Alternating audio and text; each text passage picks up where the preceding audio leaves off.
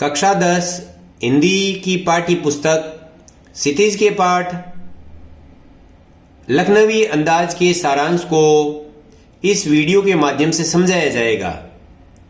इसके लेखक यशपाल का जन्म 1903 ईस्वी में हुआ तथा इनकी मृत्यु 1976 ईस्वी में हुई। इनका जन्म फिरोजपुर पंजाब में हुआ तथा बीए की पढ़ाई इन्होंने लाहौर से की। लाहौर में ही इनका संपर्क भगत सिंह, सुखदेव सिंह आदि क्रांतिकारियों से हुआ तथा इन्हें कई बार जेल जाना पड़ा। ये यथार्थवादी लेखक के रूप में प्रसिद्ध हुए। कहानीकार और उपन्यासकार के रूप में इनको जाना जाता है। इनके प्रमुख कहानी संग्रह में ज्ञानदीप, तर्क का तूफान, फूलों का कुर्ता, पिंजरे की उड़ान आदि प्रमुख हैं। इनके उपन्यासों में झूठा सच, जो भारत पाकिस्तान विभाजन की त्रासदी पर आधारित है, सर्वाधिक प्रसिद्ध हुआ। अन्य उपन्यासों में अमिता, दिव्या, पार्टी कामरेड, दादा कामरेड आदि प्रमुख हैं। प्रस्तुत पाठ लखनवी अंदाज एक व्यंग्य कहानी है और इस व्यंग्य के माध्यम से कवि पतनशील सामंती वर्ग पर कटाक्ष करना चाहते हैं, बनावटी जीवन शैली पर व्यंग्य करते हैं और परजीवी संस्कृति के दर्शन इस पाठ के माध्यम से कराया जाता है।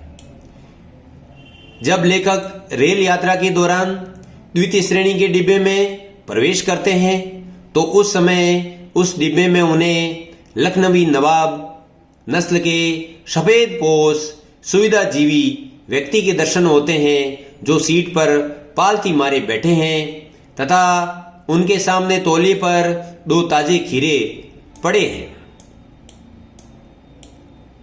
लेखक के आने पर लखनवी नवाब का एकांत भंग हो जाता है और वे इसे पसंद नहीं करते हैं, क्योंकि वो चाहते हैं कि उनकी यात्रा अधिक लंबी नहीं हो परंतु सुविधा और एकांत बना रहे। परंतु लेखक जाकर सामने की सीट पर बैठ जाते हैं। उसी समय नवाब साहब खिड़की से बाहर देखते हैं और फिर लेखक से कहते हैं कि खीरे का शौक फरमाइए। लेखक ने शुक्रिया कहा। तब लखनवी नवाब खीरों को पानी से धोते हैं, फिर तौली से उनको पोंछ कर रखते हैं।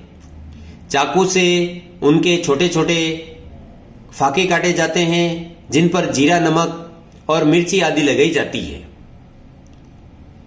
इसके बाद वो दोबारा लेखक से कहते हैं, वल्ला शौक कीजिए, लखनऊ का बालम खीरा है।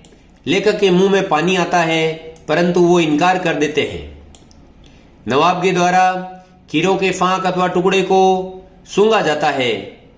उनके मुंह में भी खाने के लिए पानी आता है परंतु खाने के बजाय वे उसे सूंघ कर खिड़की से एक एक करके बाहर फेंकने लगते हैं और तौली से हाथ पोंछकर सो जाते हैं, मानो गुलाबी आंखों से कह रहे हो यह है खानदानी रईसों का तरीका, और थक कर वे लेट जाते हैं। खानदानी तहजीब, नफासत, नकाजत अर्थात जो खानदानी नवाब होते हैं उन्हें शिष्टता, स्वच्छता और कोमलता का पालन करना पड़ता है और खीरा लाजवाब और स्वादिष्ट होने के बाद भी उसे खाया नहीं जा सकता, क्योंकि ये शकील अर्थात पचने में अधिक कठिन होता है। नामुराद मैदे पर बोझ डाल देता है और यही कारण है कि एक अच्छा खीरा होते हुए भी लेखक के सामने बैठे नवाब साहब उसे नहीं खाते हैं। इस व्यंग्य के माध्यम से कवि हमें ये समझाना चाहते हैं कि आज के जीवन में लोगों का बड़ा दोहरा आचरण है। वो केवल बनावटी जीवन जीना चाहते हैं और अपने दिखावे और शौक के पीछे जरूरी चीज़ों की भी उपेक्षा कर देते हैं। धन्यवाद।